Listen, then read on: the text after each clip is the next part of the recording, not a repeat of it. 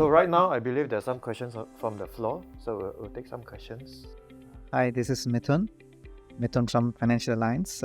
Looking back at the pivotal moments like the early days, regulatory changes, the SARS event, and even the pandemic, what specific mindset or guiding principle kept you going when things look almost uncertain? And how do you continue to instill the resilience and adaptability in your terms today? If you're running a business, the leader of the business must have this unshakable, firm belief that you will succeed.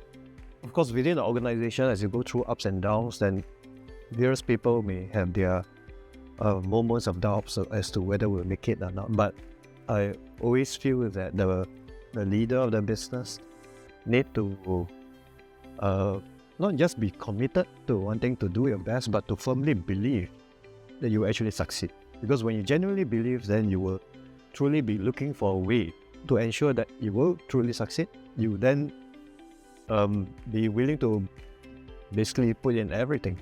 You mentioned about how we went through the tough time and then continue to grow for the last 20 over years and still emerge stronger.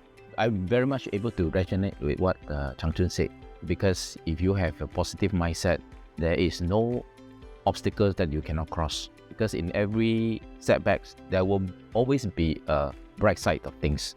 So the moment you turn positive, you will be able to see that bright spot. When your mind don't turn positive, you will not see good things.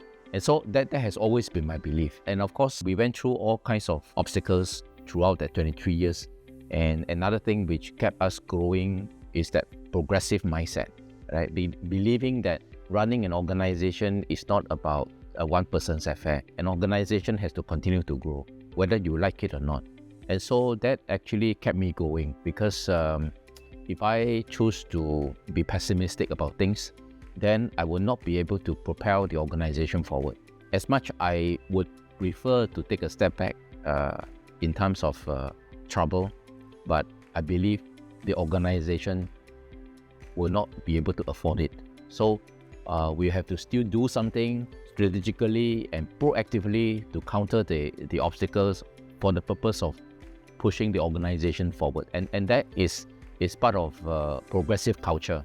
If we can always have that, I think no obstacles is too big for us. Hey there, Vincent. Chung, thanks for the sharing with us your conversation.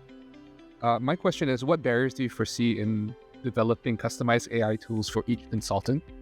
And how do you see them being resolved at scale? Questions to both of you, how it's supposed. Yeah, I spoke about developing AI tools for individual consultants, because that is my vision. It's not something that we could materialize very soon.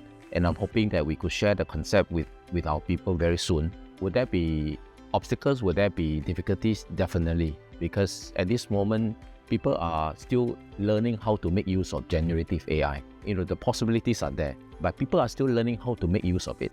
This will be a challenge, and I think for a company like ours, we are not that big in terms of IT team size, so it will take time, right? But certainly we will make sure that we make use of what we are strong at, and that is our domain expertise, all right? Even you bring us the best AI people, they may not be able to do it because they may not have that domain expertise.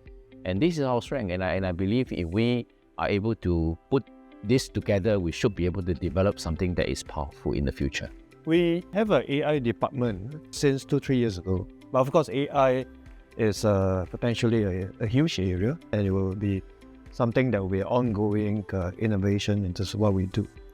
In our case, we have to prioritize what are the areas that we work on first, because there's really going to be an infinite list of things that you can try to work on. But some of the initial priorities and focus for us at iFAST will include things like customer service. So today we have, for instance, we have iFAST Global Bank, and the iFAST Global Bank business model is really to cater to consumers from around the world, customers from around the world, people who speak different languages, using different languages and so on.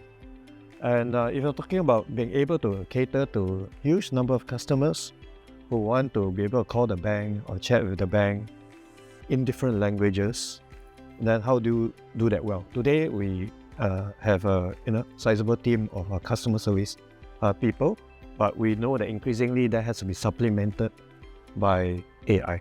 All right. So today we already have a situation where AI customer service is able to handle about close to 60% of the live chat in different languages. We still need a human because it's not perfect yet. It keeps improving, but not fully there.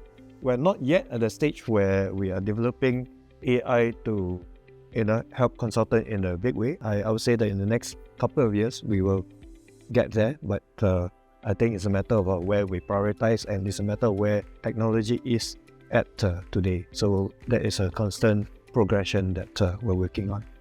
My name is Lily. So iFAST has evolved significantly over the years. And with your vision of becoming a truly global business, what are the key strategies that will possibly drive your next phase of expansion? There are a few components.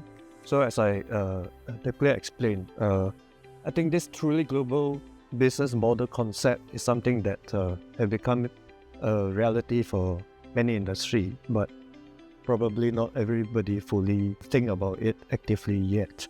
So to me, some of the most obvious example will be businesses like Netflix, Spotify. You watch movies, music. Netflix, Spotify, they operate from one or a few countries, but you have customers from around the world, hundreds of millions of customers from around the world. That makes the entire business model a lot more scalable, a lot more powerful. And on the global basis, who are the close competitor for Netflix and Spotify? It's actually not easy. So in our case, we look at wealth management and banking, as I believe that eventually things will become more globalized, things will become truly global as well. I think it's become sort of truly global for certain segment of financial sector like private banking, but for the mass market wealth management as well as banking, whether it's for mass market or mass affluent, it's not global yet. But we believe that will happen, and you'll make the business model a lot more scalable and a lot more exciting. To enable that to happen, then there are a few key components. One, of course, technology has to be there. You have to make sure that we're able to scale up accordingly based on the various requirements for technology and so on. The other component really is the license, and more specifically, I'm actually referring to banking license. iFAST has been around 25 years, but it's only since 3 years ago that we have a bank within the group to fulfill our ambition better. Having a bank is actually important because for investors who want to invest, typically one of the first things they do is open a bank account, especially if you want to put money outside home country. So open a bank account first. So having a bank within the group ecosystem will actually be important to allow us to be able to acquire a customer, service a customer better, and then it helps us to make the process of transferring of money and payment, etc., a lot more seamless. So that is an important component. Then of course there are all the different components of services. So these are some of the prerequisites for us to be able to truly scale up in a big way using a truly global business model. Hi, my name is Salma from Financial Alliance. I want to thank you both for the sharing. It's always inspiring listening to visionaries like you both. My question is for Vincent. Vincent, you had a vision of IFA, Independent Financial Alliance, financial advisory 20 years ago, and you took the plunge. Now, do you see the IFA outfit become a 100% fee-based outfit? And if yes, how many more years from now? Also, what needs to happen for that, for us to achieve that 100% totally, truly fee-based? Thank you. Okay, thanks for the question. Financial Alliance started 23 years ago. We became the largest IFA. We practice fee-based also. At some point in time, we were trying to promote fee-based practices. But the truth is that all these years, the large part of our revenue didn't come from fees. I think you know that. Are we able to transform and become full fee-based? It's not impossible, but it will actually not be able to support the growth of the organization. This will be something that is very real, because the organization to grow to the next stage, right, will require business growth. Personally, I don't see the business growth can be coming from a full fee model alone. If you talk about investment fee, yes.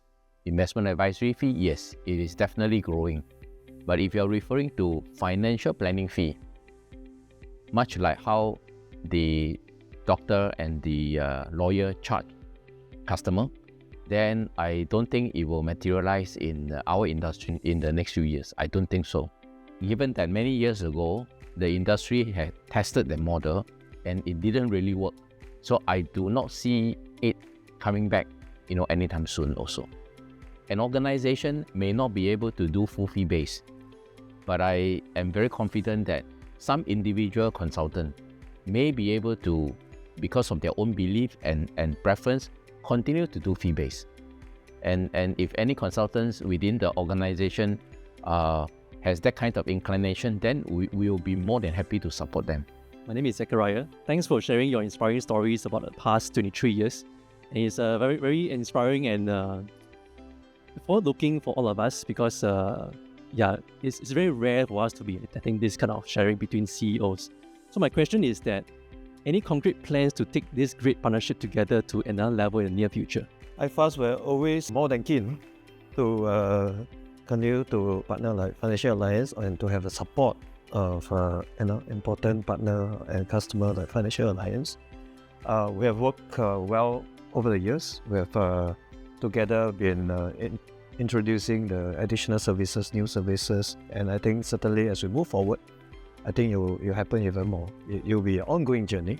I'm quite sure that will very clearly be the case. I agree. I think we share a lot of common traits, and Financial Alliance and iFAST came a long way, and it's all because of a lot of trust and respect. Also, there's one common thing which both of us have, and that is pragmatism in the way we run the business. So I looking forward to many more good years of collaboration with iFAST, and particularly I think right now we are trying to do more managed account services, and also including individual funds for some of our investment portfolio. And certainly iFAST is one of the main platforms that we are looking at collaborating. Yeah, so these are the things that hopefully it will materialize. With that, I think that's the end of the Q&A session. I'd like to thank everybody for questions and for the participation, and thank Vincent certainly for the great discussion and conversation. Thank you. Yeah, we enjoyed it. I think I hope the audience enjoyed it as well. Thank you very much. Thank you. Thank you.